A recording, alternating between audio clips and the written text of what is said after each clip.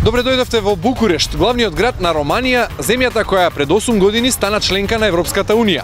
Наредните 40 минути се недоволни да ви ги представиме сите придобивки што на Романија и ги овозможи пристапувањето во Унијата. Во најавата на овој EU Karavan издвојуваме дел од најважните. Од 2007 до 2014 на Романија и беа ставени на располагање цели 19 милиарди евра или 900 евра по глава на жител. Сумите во наредната 6-годишна програма се двојно зголемени. Неверојатни 40 милиарди евра ќе можат да искористат романците. Караванот низ Романија тргнува од метрополата Букурешт, кој со своите, според последниот попис, 2 милиона, а според неофицијалната статистика 3 милиони жители е шести град во Европа. Пред него се Лондон, Берлин, Париз, Рим и Мадрид. Зад мене е зградата на романскиот парламент, според многумина еден од највпечатливите објекти не само во Букурешт.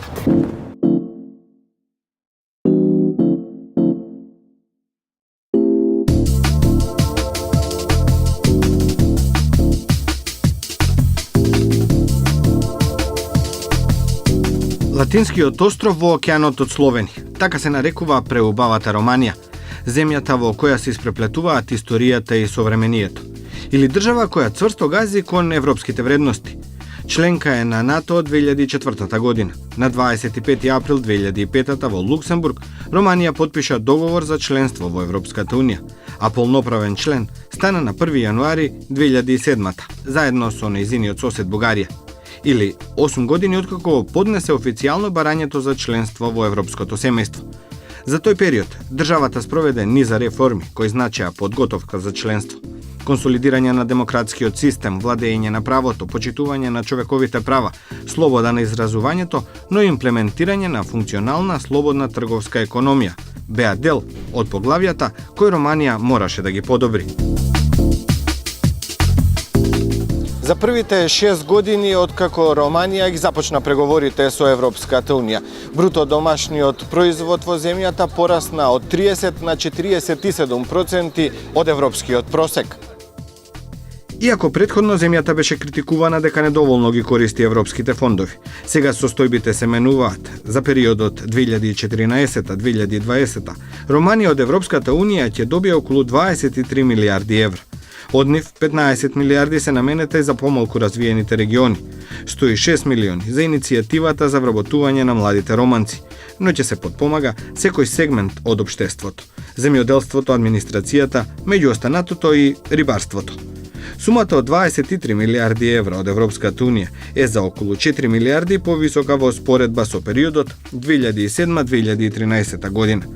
Романија на почетокот од новиот милениум ја нарекуваат тигарот од Источна Европа. Ова оттаму што привлече голем број странски инвеститори. Само во 2006 странските инвестиции во земјата изнесувале над 8,3 милиарди евра. Во 2011 земјата била рангирана на 72 место од 175 економии во леснотија на водење бизнис. Главниот извоз на Романија се автомобили, софтвер, текстил и облека, индустријски машини, електрична и електронска опрема, металуршки производи, суровини, воена опрема, фармацевски производи и хемикалии. Најмногу се тргува со земјите од Европската Унија. Германија и Италија се меѓу најголемите трговски партнери на земјата. Со цел да се постигне модерна и конкурентна економија и зајакнување на регионалниот и урбаниот развој, пред Романија стојат неколку предизвици.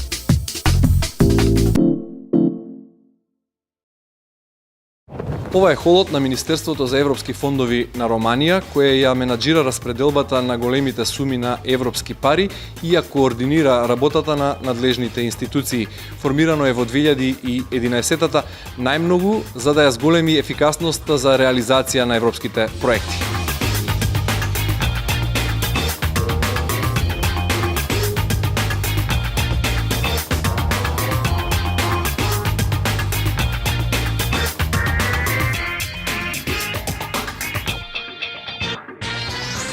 Please give us some more information about your ministry.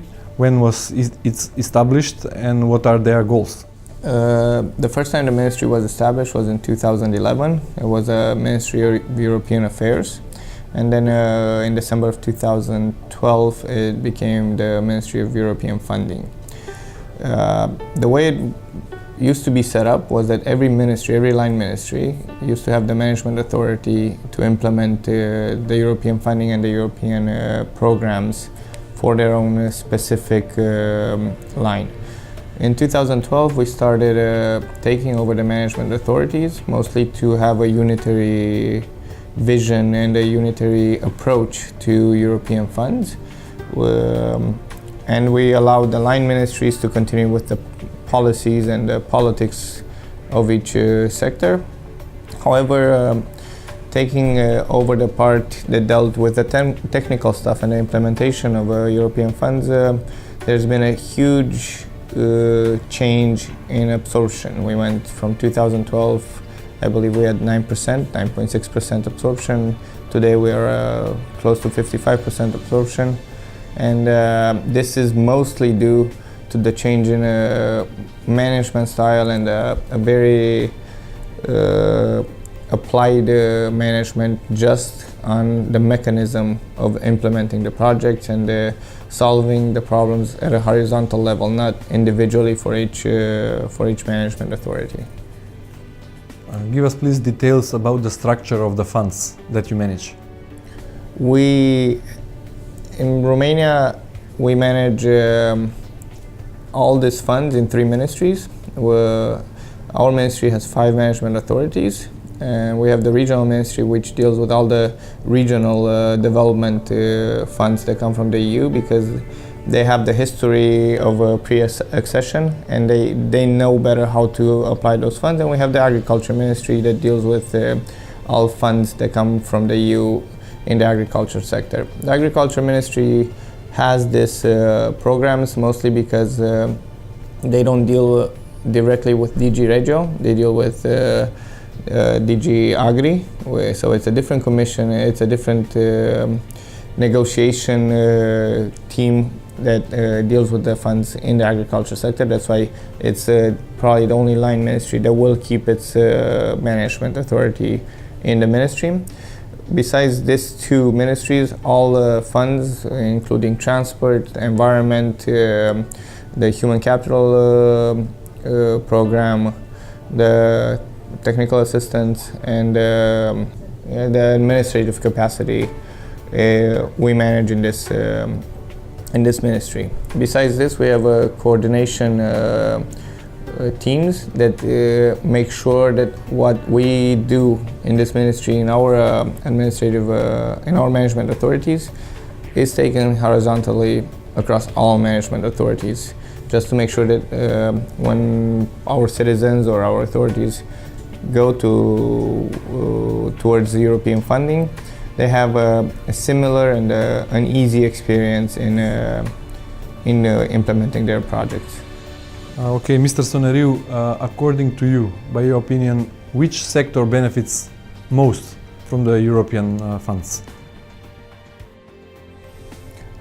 I believe all sectors benefit from EU funding. However, I believe that not all sectors were equally prepared when the program started, and this can be seen in the different absorption rates, which are a clear indicator of how well prepared our system was. We had large problems getting the project started because of acquisition legislature that was not in tone with the European Union legislature, and there was a lot of drag and a lot of delay because of this. However, you have the human capital programs, which have a good absorption, and they have been working quite well. The competitivity programs, the agriculture program, of course, probably the agriculture program is the one that could be pointed as being with the largest impact overall in society. However, again, I believe it's more of a matter of being well prepared rather than not having a sector that needs funding. Give us some information about that. How do you provide transparency in the managing with the European funds, and how do you secure the earmarked spending of the EU money? Transparency, I think that the last reforms that have been going on in the past years have really assured a really large transparency in acquisition process, in implementation process.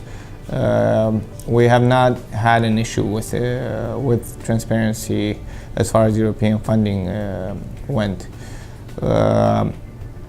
As you know, there's also a very, very huge movement in the fight against corruption in Romania, and probably it will bring to even more reform that will allow for even I wouldn't want to say more transparency, but a better accountability of the way we manage these programs and the way we implement these programs. So I do not believe that's that big of an issue anymore.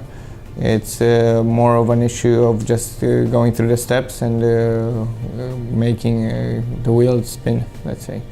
But Brussels very often complain about corruption here in Romania. Is the problem so big, or they are just Brussels, yes, or they just say this to give you a to speed up the process, to speed up the fight against corruption? I honestly do not know why Brussels says this. There is a problem with corruption, and I believe there's a problem with corruption in all Eastern European states. Probably our country does not have more corruption than other countries, but it might be, as you say, to somehow give a sense of urgency in solving these problems. At the same time, there is a problem which needs to get solved. I don't know if we'll be able to be the first country in the world to solve it. Hopefully we will be. But I do not believe it's to the level where it can impede with the normal workings of the government and of the administrative apparatus. So it is a level of corruption that is very punctual and is not generalized. At the end, please give us some general picture about Romania now and Romania before EU. Romania today is a much more modern country, much more European country, and not just in the direct investments that have been made in this country, which can be easily seen also in mentality and in the influences that it allowed into its society. So we have a lot more people that speak many different languages. A lot of our young people do choose to go and have their schooling done outside of Romania, and then they return back. So a lot of the influences have changed the way people look at the world, the way people look at Romania, and what they expect from us as politicians, and also from Romania as a country.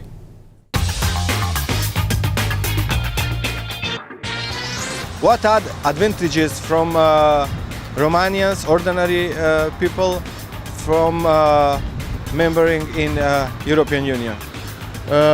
For me, there are few advantages, not so many, and one of them, I guess, the most important is that we can travel from a country to another without the visa and all the stuff involved. Probably that we can travel in all the Europe without a visa, and it's better for us. We are happy about that. We are part of the normal European family, without borders, with free right to work abroad, to travel abroad. We have to become more competitive economically in order to be able to survive. So in the end, it will be better. We live here in Romania almost 3 years, so our point of view is a little bit different, yes, because we know this country and we appreciate that Romania developed very well. So I don't think that they have crisis or something. Everybody, okay, maybe it's not so fantastic, but generally speaking, I see that the country grow up.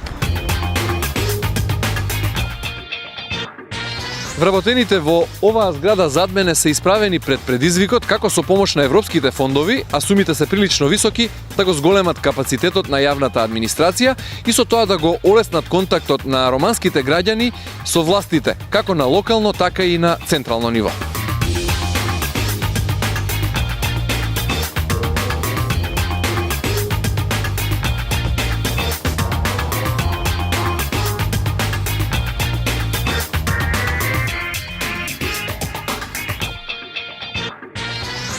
Во Министерството за развој и јавна администрација разговараме со господинот Габриел Фрипту, одговорен за спроведување на EU програмите. Mr. Friptu, what are the main benefits for Romania from the EU accession? Starting with 2007, beyond all other type of advantages relating on the common market and something more relating on integrated in European Union, one of the advantages is to use structural funds. Of course, structural funds, it's a long, let's say, history in different member states. We are just in the first package of financing starting with 2007. Just things that for 2007-2013, Romania benefits from more than 19 billion euro for investments, different type of investments, starting with cohesion fund, means environment and transport type of projects, big projects. Also, European Regional Development Fund, which is more addressed to local authorities, to different type of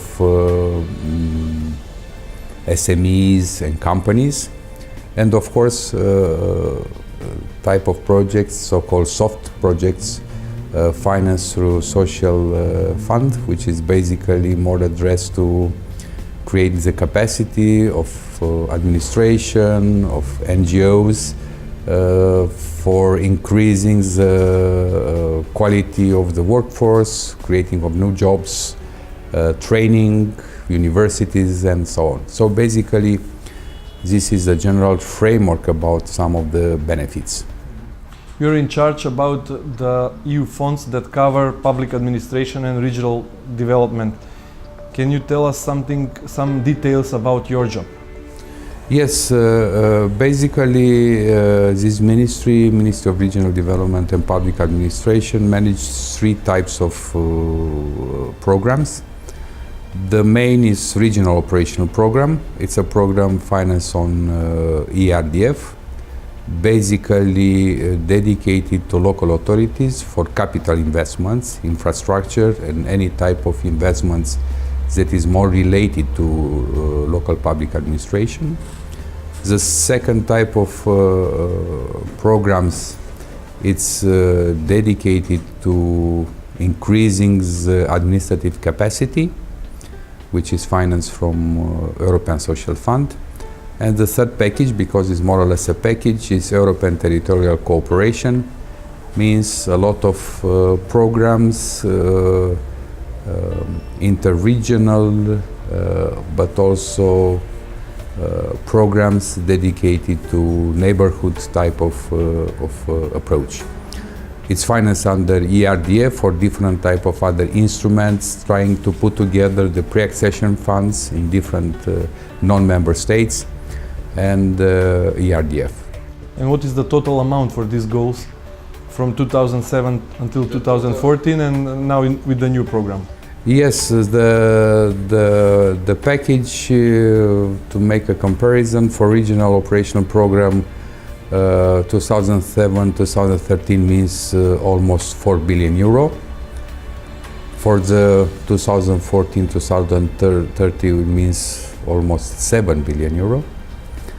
For administrative capacity, we start with around 280 million. Now it's around 500 million euros. So the package is increasing almost 2 times. For territorial cooperation, basically the budget is more or less the same. How the EU funds help for professionalization of the public administration? So from my opinion, there are two types of approaches. One approach is, of course, the financing directly addressed to local authorities, central or local authorities, which is the main target of program for increasing the administrative capacity. There are resources in idea to create new structure inside the administration to increase the capacity of strategic planning, procedure, in idea to be more close to the citizens. This is, let's say, something that you can see it, even if sometimes for this type of soft measures it's very difficult to understand how this type of finding will increase, let's say, the flexibility of authorities, the behavior of different civil servants to the citizens is something that you have seen in time. The second package that helped local authorities is something more concrete. In idea that regional operation program for sure propose resources to local authorities to have let's say their think of development of the communities through infrastructure projects, because here we are talking about sustaining of urban development, country roads, hospitals, social centers, education, tourism, micro enterprises. So the package is big enough in idea to fulfill all the needs of the local authorities. The main advantage is, of course, you can use structural funds, but you have to apply some rules. This is probably something it's beyond the absorption rate. Not too many people think about which will be the benefit end of the program beyond to see, let's say, new roads, new buildings, new quality of the services. Is the issue of behavior of the local authorities, in idea that they understand that they have to produce local development strategies, that they have to implement these strategies. They can understand that they need an integrated approach, in idea to think next steps, because infrastructure itself didn't produce, probably with the exception of the roads, didn't produce an effect itself. You have a new infrastructure or very new equipments, but end of the day you need to have people to operate this infrastructure, and this create another type of approach. More or less we understand for local authorities that applying the rules on structural funds, they think to apply the same rules for all their type of investment, including the local budgets, which is a real benefit, because they increase the capacity to clearly use European model of thinking on develop their communities. You're using EU funds to develop the efficiency of public administration, but Romanian citizens still complain about high level of bureaucracy. Yes. This is why? Okay, you know, it's a lot of other issue to be developed in idea to create the modern administration. First of all, let's think of the dimension of the financing. Of course, EU funds doesn't mean that it's the only resource to be used by authorities to develop their capacity and to modernize the administration. Of course, it's a small part of a big package, means also other resources, the special state budget. But this is probably why for the next package, 2014-2020, the dimension of the budget dedicated to the administration is bigger. Of course, everybody understands that to change the behavior of administration is not a very easy task. It's not something that you had built in 1 year. You have to create the premises, to to create the framework, and after to have enough time to see the impact of this type of measures. Also, we try to use a new period in idea to address more concrete the reduction of bureaucracy as a main target. Basically, all the financing for public administration will be based on a strategy for increasing the administrative capacity of Romania. It's a strategy that needs a type of partnership, type of discussions. The discussion starts almost 1 year and a half. And the programs is more addressed to fulfill the conclusion of the strategy, which are different type of measures in idea to let the citizen to start to see something happened.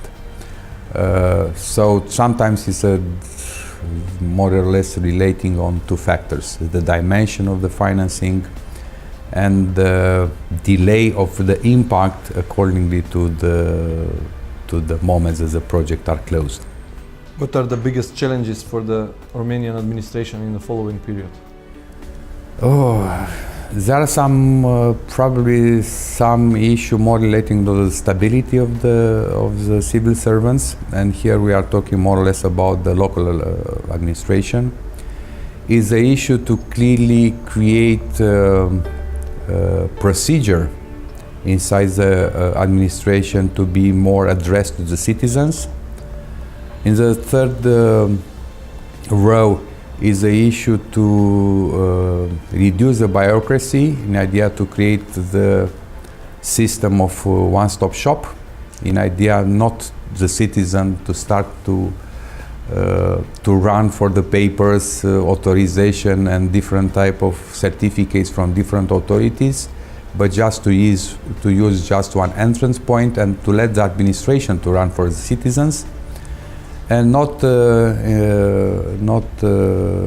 least the issue of creating the professionalization of the civil servants, in idea to create a type of procedure for human resources development more clear and more addressed on the needs of the citizens than on the needs of the administration. Слушнавме како надлежните во Министерството за развој и јавна администрација ја користат помошта од европските фондови за да ја зголемат ефикасноста на јавната администрација, а во наредните минути ќе го слушнеме мислењето на граѓаните во врска со ова прашање. We still have sophisticated legislation, even if EU have more clear short legislation. We introduce a lot of regulation yes, it's a lot of bureaucracy, and for this it's crazy things to work in administration and generate a lot of corruption. Still have a lot of bureaucratic rules. We have to change people from administration, we have to change rules. We have a long road in administration. My opinion it was that we were not so well prepared for this period, 2007-2003, for the structural funds. And now we are trying to catch up because until 2012 the absorption rate for the EU funds was 5%. Now it is 56%. So in 2 years after the changing government, it has increased. But still we have the N+3 rule, so if it ended in 2003, you can still make payments and submit declaration to the Commission until 2016. So hopefully we will get something like 70% absorption rate. I don't know very much because I'm not watching TV. I'm not listening the stories about administration, but I see all day people, they are working hard to take a piece of paper or something like this. Well, depends on the district in Bucharest where you stay, because I live in the 3rd district and it's quite okay here because they started also the online service to pay your taxes and all that, and it's much easier.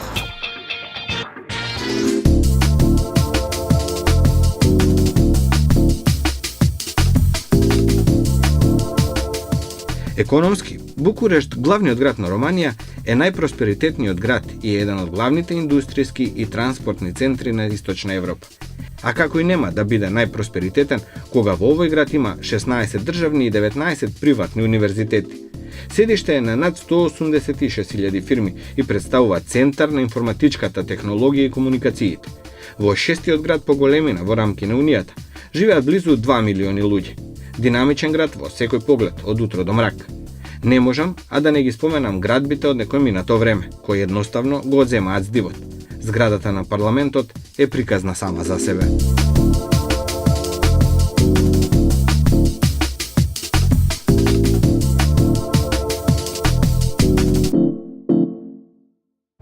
Бизнис секторот е еден од оние кои најмногу профитираа од зачленувањето на Романија во Европската Унија. Во наредните минути ќе разговараме со господинот Аурелијан Гогулеску, почесен конзул на Република Македонија во Романија. What about your business? Give us some details, please. What means the membership into the European Union for Romanian economy? How much the access to the European funds contributed to the greater economic development? Here, I think it would be better to introduce and to present some figures. The Romania's membership in the European Union represents an important growth factor. And that is why during 2007-2008, after the accession of Romania into the European Union, our country registered a very high growth rates and rapid development. So the economic You have some numbers? growth, yes, it was at that time somewhere between 8.5-9.5% per year. And that's why Romania at that time was considered as a tiger in terms of economic development. But after the economic crisis, starting with 2012, the economic growth accelerated in 2013, driven by strong industrial export and an excellent agriculture harvest. So in December 2013, the inflation dropped to a historical low annual rate of 1.6%, and the current account deficit was very much reduced. In terms of foreign trade, for 2014, Romania's intra-community trade of goods amounted to more than 37 billion euros for dispatches and to more than 44 billion euros for arrivals. What it's representing, more than 71% of Romania's total exports and more than 75% of the total imports. So, with reference to the European Union funds contribution to the economic development of Romania, significant progress has been achieved in the following areas. I think it would be very important to underline this aspect. So, environment protection, creation of new jobs, support for SMEs, transportation network, cross-border, and transnational and regional economic cooperation. Okay, apart these great results related to the GDP and trade balance, according to some analysis, Romania is the leader in the region. Yes. For foreign investments. What is the motive for the investors?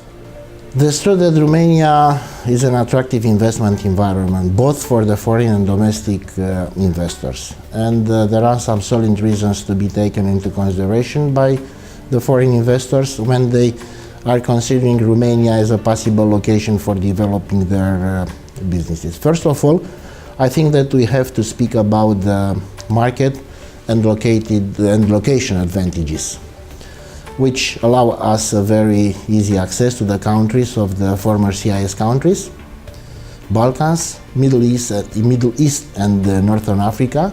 And of course, we have to take into consideration that Romania is located at the junction of the three European transportation corridors, number 4, number 7 and number 9. Romania has one of the largest markets in Central and Eastern Europe, around 20 million, 21 million, because nobody could say exactly how many people are abroad now. So the foreign investors also consider Romania as an attractive investment destination for its international relations advantages, as Romania is a member of the European Union, as I said, from the 1st of January 2007, is member of the WTO since January 1995, has bilateral diplomatic relations with 184 countries, states, is member of the United Nations and other international organizations, and last but not least has free trade agreements with European Union, EFTA countries and CEFTA countries as well.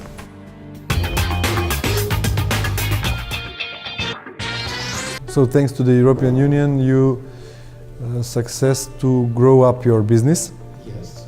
Give us please some details. How do you get the idea to apply for European support, and how it was this process go on? Actually, the process it's let's say a long process. You have to prepare your project. You have to have a lot of knowledge about how it will work and how everything must be done. I give everybody an advice to read all this information. There is a guide how to apply for all this fund, and you have to respect the rules, and you have to have the money what is normal to have it to start such business. Nobody will finance you 100%. Okay, you have to contribute, but anyway, you get a good amount from the European funds? Actually, this project was a 5 million euro project, and I have to have like 40%. This is approximately 2 million, and 3 millions you have to you get it from the European fund. The project is starting okay if you have your own money. Why? How was in Romania? Actually, you start after you are approved. Okay, the project was approved. You have to start with your own money. For example, you spend, like, let's say 100,000 euro, and you ask, after you introduce this money, after you spend this money, to give you the part back, and they will give you 60% of this money back. With this 60% was in my case, let's say what we're talking about, it's 60,000. You put probably another 100,000, okay? You make 160,000, you spend it, this money, and they will give you again 60% from this money what you spent. And step by step, you will take all the money. But what I don't recommend, to start this business without your own money. Why? Because if you don't have any money and you say, let's see, I will see what I can do it later on and something like that, maybe I take it from there, or maybe I do something else, will not work.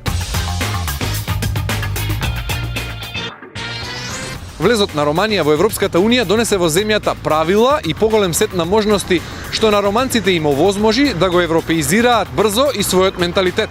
Букурешт и пред 2007-та беше европски град според сите критериуми. Седиште е на 16 државни универзитети и на повеќе од 200.000 компании. Не постои светска марка што ја нема или тренд што не се следи во Букурешт, кој во последниве години блесна во сиот свој европски сјај. Довидување во наредниот EU Karavan низ новите земји членки.